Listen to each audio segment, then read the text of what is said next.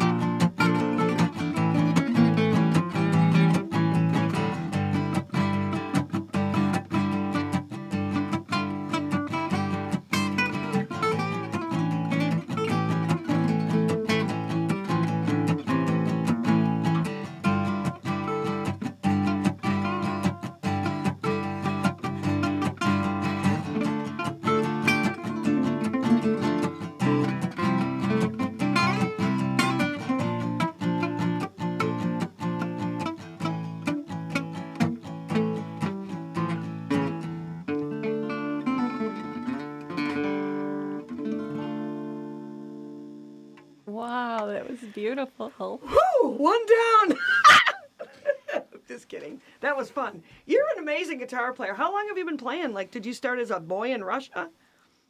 Did you guys like it? I literally picked it up 5 months ago. People tell me I have talent. Well, People say I got to keep going. Is it? What do you think? yes, keep going. All right, and thanks, you Okay. move along quickly with that. Okay. I started when I was 7 years old. So yeah, I've been on this planet for a while, but I remember the day I started. Though it's very weird. I was a goalie. We were playing soccer, and to this day I remember my sister. I saw my sister. I'm sitting, and the best thing was playing soccer. Okay, for a kid, I'm 7-year-old. She's grabbing me, let's go, and I'm like, what's going on? Let's go, and she's not telling me, for some reason. And I came there, and there's a dude with a guitar, Oleg Nikolaevich, and that's I started with classical music. So he inspired you, and you were sold on that. Yeah. So you started with classical. Wow, that makes sense. Actually, the most important musical person in my life is my sister, because my mom took her for 8 years in musical school. So I heard Mozart, Beethoven as a 7-year-old kid.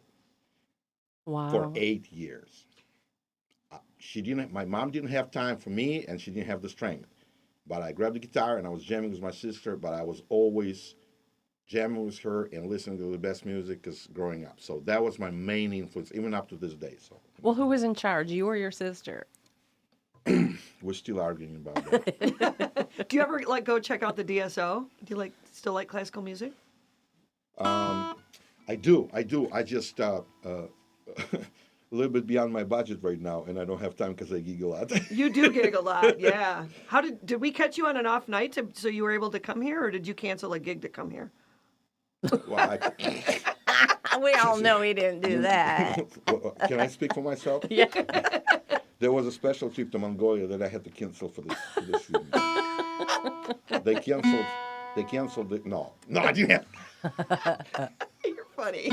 No, I'm excited. I'm so excited to be here, and hanging out with you guys the hour before. It's the best time ever, and it's just thank you for having me. Detroit Songster Secrets. We're trying to mix it up. Yeah, it's not just all rock and roll, and I thought a little gypsy jazz would be fun. Yeah, thanks. Yeah. And frankly, it's cool to plug this music. Obviously, any chance we can get it out so people get familiar. So I appreciate the opportunity. Yeah. Do you typically perform by yourself? No, the most actually common and budget-wise is guitar duos. A duo. Guitar duos, really, because Like this. just with two guitars you can make a lot of noise, and somebody plays the chords. And typically, I play with outstanding guitarists who I just had a privilege to perform all these years. Because they're phenomenal. Detroit guitarists, jazz guitarists in general are phenomenal. Detroit is absolutely insane talent-wise. It's a pressure cooker. If you play here, you know the drill. So the cats I play with, they're just amazing, and I thank them, for putting up with me too. So thanks, guys. Well, that's why we do this show, because to me that list is endless of how It many is. people that we could have on the show. Oh yeah. You always feel like it's a numbers game at every time. So it's like there's just so much talent here. We really need more live music spots to accommodate all the just greatness here. I know. Yeah. Well, maybe we should open some up. Or more busking on the corners. No, you open it up, I'll come play for you. Or I'll check back with you in 5 years if my financial situation improves, but I don't think it will. Do you like Motown? Do you appreciate Motown? Because that was born here, to listen to. What is the question? Do I appreciate it? Yeah, do you love Motown music? Is that a tough question? No, it's just it's a simple yes or no answer. I love it, man. I love it. Yeah. James Well, Jamerson, have you been to the Motown Museum? Of course. Oh, yeah, okay. Yeah, Not James only Jamerson. that, I play the stuff all the time. So gypsy jazz, but so I don't really play gypsy jazz all the time. In the gig, I can play from Jimi Hendrix to Hush version of Deep Purple, and then do what's going on, Marvin? Of course I play it all the time. Yeah, so Motown, and then I go to gypsy. So and then when I came to Detroit, the first 20 years I played in blues rock. And first 10 years I was a bass player. And then I went the blues route. So I just, I appreciate and love all forms of music. It's just in my 40s I really had this strong pull to the stuff I was growing up with, so. Yeah. So when you're doing the gypsy jazz, what is the most difficult instrument to play along with? So in gypsy jazz it's literally guitar-centric. Right? So there's nothing else? No, there is. So the most, so 3 other instruments are prevalent. Accordion, violin, or clarinet. No. Yes. Because those are really, if you look at it, gypsy jazz, so gypsy jazz is a swing. So Django Reinhardt came up with a concept in the 20s. He was a Parisian, a Sinti musician, a gypsy musician who grew up with his music, but then heard Duke Ellington and Charlie Christian and everything, and he was just so he made up a style. But it's really all the major key tunes. It's literally all the major swings from 40s and 30s, which they literally is the bulk of gypsy jazz repertoire. So when you look at the brass instruments, the clarinet is prevalent, or accordion, or all the early swing stuff, But really gypsy jazz it's mostly guitars, upright. And it's the violin, accordion, and clarinet, the iconic, Well, I forgot about the accordion. Yeah. I was going to say accordion. I do play tambourine with my foot. Do you ever have a tambourine? What's that? Tambourine? No. I do if I don't have to pay for it. So you show up on my gig with tambourine, sit there and play, man, anytime. This foot is expensive. That's what I'm saying. I'm looking at you and I'm thinking I probably can't afford that food. So yeah. When you're performing, do people typically sway in their seats or do they get up and dance? So I've played hundreds of gigs, and the most common reaction, and I love it actually. And I'm telling you this right now, I feel pride. When the person sits there and they do this, they start tapping, and they don't notice it, nobody notices it. If a couple tables do this, I feel very good. I feel that my music pushes through. Yeah. I'm playing everything. The cool thing about what I do for me, I never take a gig if I don't play what I like. I'll never take one. Don't hire me for that. Yeah. So I play the same thing in a restaurant that I play at Cliff Bells. It doesn't matter. I play the same stuff. Yeah, it's a gypsy jazz. That's your Right. style. That's your thing. And people call it background gig. I love those. I get to shred, I get to practice, I get to create the vibe and get paid for it. And when people tap to it, I know I do my job right. I'd Yeah. rather for them too than, you know what I'm saying? So yeah, so that's the main. If it's a lively Saturday night, yeah, they dance, you know what I'm saying? Yeah, so yeah. That's fun. Well, I'm wondering what type of dance, because is it a specific... No, it's just people move, feel Just- good, yeah. Grooving Okay. it, man. Whatever Yeah, you feel. yeah. I mean, it's a two-step. So if it's mostly people dance. couples. Yeah. So mostly people dance to the Latin stuff, obviously. Or if it's a swing, sometimes we have swing dancers. If you do swing, then it would be more slower, like it's a dance. Like let's say if it's all of you.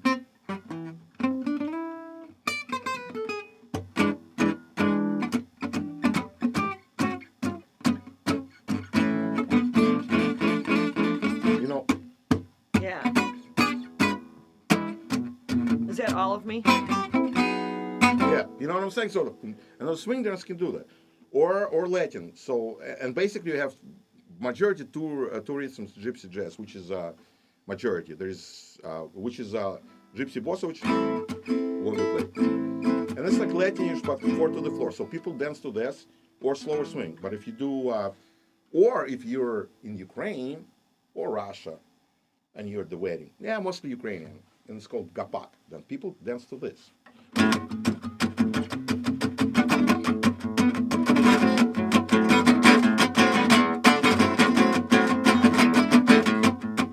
And it's a higher tempo, and it's called two-step. That's a, polkas. Yes. polkas. I like it. Where Yeah, you polka. kick dance with to lots that. of kicks. You lots of kicks and it's Yeah. just high energy. You know what I'm saying? That's kicks. it. And so when I came here, I thought that gypsy jazz is like this. No, the difference in tempos is striking because Eastern European or like Balkan kind, they all do it much faster because of the two-step. If you do two-step, you can do. I mean, there is no speed limit, right? Oh my gosh. You know what I'm saying? If I do this, then you have like, and they all play like that too. Because if you grow up having to play fast, you play fast. Well, I came to Detroit, and everything has to be like. Oh yeah, we're chill.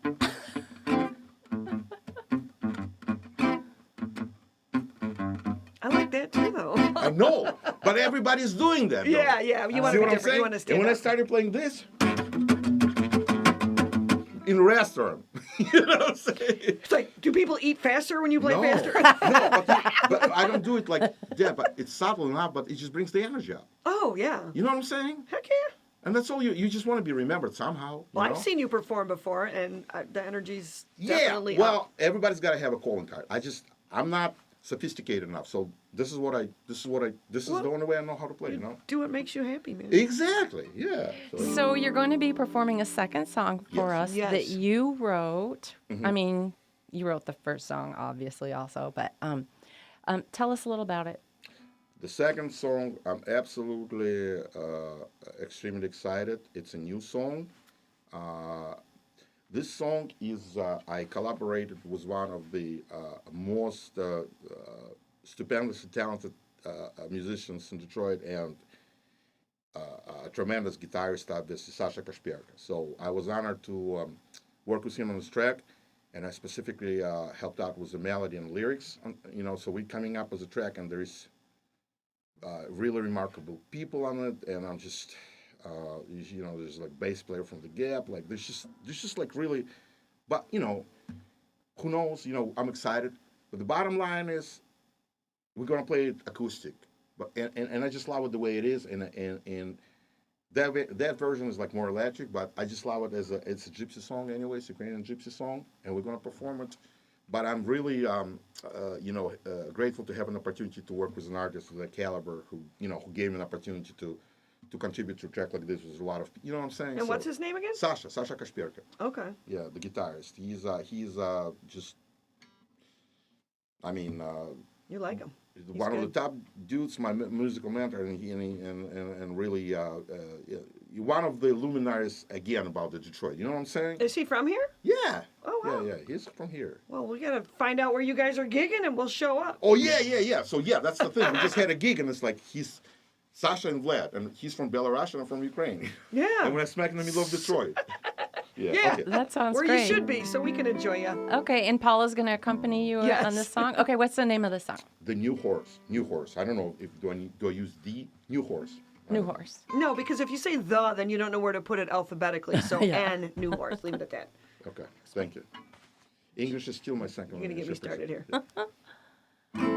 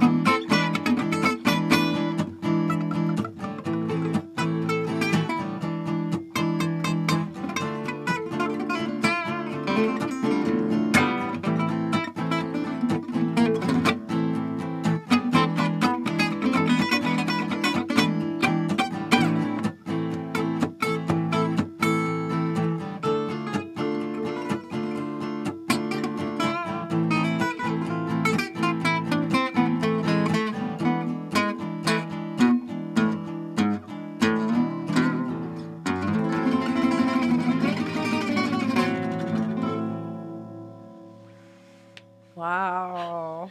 Are you tired, Paula? I was nervous. I'm like, Oh, don't you were mess up. nervous? Don't mess up. Now, if you made a mistake, Vlad, would we know it? That's a funny question. I would. You wouldn't. No, I wouldn't. I probably wouldn't. You know, one thing is, I always give myself this thing where I don't care if I'll make a mistake. I have a contract with myself. Because if I don't, I'll play scared, and I'd rather make a mistake and screw up than to play safe. I think playing safe because it's very hard to get out of that mindset. Paula and I buy into that. That's why we do our show live. Yeah, it's yeah. live. If we mess up, oh well, we learn, you know. I mean, how many do that again, retakes or- are you going to have? No, it's not. See, I'm a jazz musician, and the whole thing. Well, what is jazz, right? It's a song in the moment. That's why I like the tape, yeah. right? The song in the moment. You're in the moment. What is the moment? Why would the moment have to be perfect? Like, it makes no sense to me. And a lot of people actually play that way. I'm not criticizing. I'm just seeing this. Not only, screw the jazz. It's not even about jazz. People have to be perfect, clean at all time. No. Well, you're the musician and you're playing what you think sounds right. We should trust you. No. You shouldn't trust me at all. In fact, in fact, you should form your own opinion and be completely independent of what you know what I'm saying? You're not at the doctor's office. If I played the wrong note, you'd survive. Well, if I didn't like it, I'd leave. Exactly. And you have that, yeah. But I mean, I like it. Yeah. So And if you feel like this, you got to get up and go. You owe it to yourself. Don't ever feel like, you know what I'm saying? Yeah. But yeah, I mean, I screw up okay, to answer your question, screw up all the time. I probably have a reputation too for that. But it's all about the mood and the moment. I can tell you right now that I don't and how you care at all. recover. It's about how you recover. No, it's not. Sometimes you never recover. You never recover. You just move on to the next song. Right. No, sometimes you don't. You just. The thing is, if you're playing improvisational music, jazz, then you're bound to. It's a good thing to have a screw up.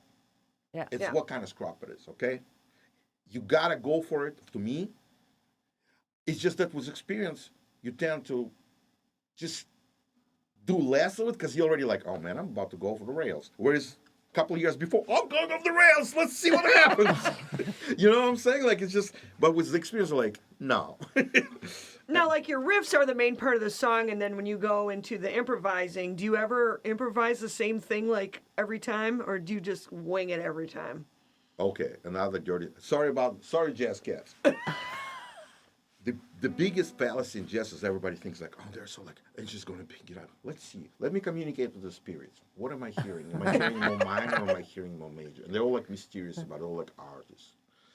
We repeat ourselves all the time. In fact, the art is like to create a little something in us, to kind of like step out of your own box. We all struggle with the same leaks over the years. We all go through the same dead ends. Like, it's just, we're musicians. It's just the nature of this music. You learn. It's like everything else, you know. Like when I see people on circus walking down that little thing was out there, I'm like, were you nuts? You know what I'm saying? Well, they're professionals. So, you know what I'm saying? Yeah. They're professionals, and so it's an art, and there is techniques and shortcuts like everything else. Yeah. So you like drill this stuff, and if you don't want to suck on the gig, practice more. So when you do hundreds of them, it's all like this. Yeah. But to get to this level, you'll have about 50 gigs you wish you never had in your life. You know what I'm saying? Like, Yeah. it's just like everything else. Yeah. Man. If you're a IT professional, you have a project where you're going to crash and burn, and your code is going to suck in production, and your boss is going to fire you. Like, it's just life. You know what I'm saying? How do you know? So I have a question. How do you name instrumental songs? Do you just like what you were thinking Yeah. about when you were doing it? Like New Horse. Were you visiting a farm lately and you were... No, like, New it Horse was is like, New Horse is just, we were having fun with the name, and stuck. It was like a working title, but then it just kept on going, and it just, there's so much stuff happened that just to have a new name for it just makes no sense. You know what I'm saying? Yeah. I've often wondered how people name an instrumental song, though. Yeah. Like You're talking about the title this of one the actually, song. Yeah, New this Horse, one has The Omen. lyrics. This one has lyrics. Oh, this is his lyrics. Okay. No, the song is lyrics. No, it's like going to be like a pop song almost. Well, what like about The music. Omen? That's instrumental. So what made you call it The Omen? Were you thinking about, did you just see the movie The Omen?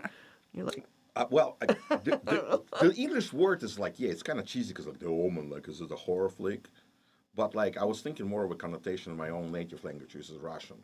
You know what I'm saying? And I was just thinking about the tradition of gypsy tradition is that you have a fate that you cannot escape, and everything within life leads you to this. You already know you're on a path of darkness and all that. You know what I'm saying? Yeah, And just, yeah. You know, it's a heavy song for me. So I had this thing in English. I'm not going to call it in Russian, but the Omen. how do you say that in Russian? I can't think of it actually right now because I would be, I would even so like, предсказание, заклятие, like this. Sujba, like there's so many words, like that's just like when a gypsy woman, like the whole, and then the stuff that I went through in my life and everything. So it's just, but the word itself, the woman, Yeah, I want it to be darkish and foreboding. I think I succeeded. If you added a W, it could be the women. Then the song would have to be much darker. So Then you go into blues and like big-legged women, the trouble, The women. the last $2. Come on. Yeah. you're playing like double time, so don't your fingers get super tired? My fingers don't, but my back is. Oh, your back. Actually, back is a big issue for guitarists, man. I play 5 times a week, 3-4 hours. Yeah. And the right arm, don't you find sometimes the right arm from being upright? I get a little bit But stiff it's just. I mean, honestly, it's a very taxing physical style. I might I know, switch we're up, both. switch up to, I don't know, like electric X, like maybe, because it's just, you know what I'm saying? Like, we'll see. It's hard. I mean, I play music for a living, so I play background gigs 3-4 hours. You know what I'm saying? It's not a concert, like. Well, So- tell us what's coming up for you. Lots of things. I'm very excited to be here, guys. I mean, but it just so happens that I'm in the middle of a lot of things that I'm so grateful for. I don't know what, I mean, I have a weekly gig every Thursday. Can I plug? Is that Yeah. cool? Yeah, sure. yeah, right now. So, like, I have Caravina every Thursday, guitar duos. I have Wednesdays where I play. At where? Yeah. Caravina is... To it's Midtown. I saw you there. Yeah. Remember I got up and played. Yeah. I feature different guitarists there. We have guitar duos. We have lots of stuff. Thursdays, Wednesdays, I'm at Stray Cat Lounge with phenomenal guitar. Who is who in the guitar world with Evan Perry and Sasha Kashpirka. We do And trio. Chris Kurzawa, you play with him sometimes? I play with Chris. In fact, this Thursday coming up, I play with Chris. Oh, at Katavina? At Caravina. So I feature the best guitarists like Chris on Thursdays. On Wednesdays, we have a trio, me, Sasha, and Evan every Wednesday at Stray Cat in Garfield Township. Friday, I play at Fiamma for the background gig there. Saturday, I play. Just guys, can you give my Facebook? I'm one of those guys who I'm older guy, so a lot of my stuff, unfortunately, is on Facebook and on Instagram. Yeah, so just look you up under Vlad Tovbin. Yeah. But On I Facebook play and Instagram. in Detroit. I play every second and last Saturday in Detroit Club, and where again I feature like really killing cats, And That's where we need to go see him. I Yeah. want to go to the Detroit Club. All right, we're running out of time, you guys. sorry guys, I'm No, talkative. So, it was beautiful. yeah. I just wanted to say Yeah. if there was anything else you wanted to add. I do. I had an amazing time, guys. Sometimes the conversation flows because the people are right, and everything feels right, and Well- it's just like it flew. It just It was was- flowing. And the show is over, so Yeah. thank you so much.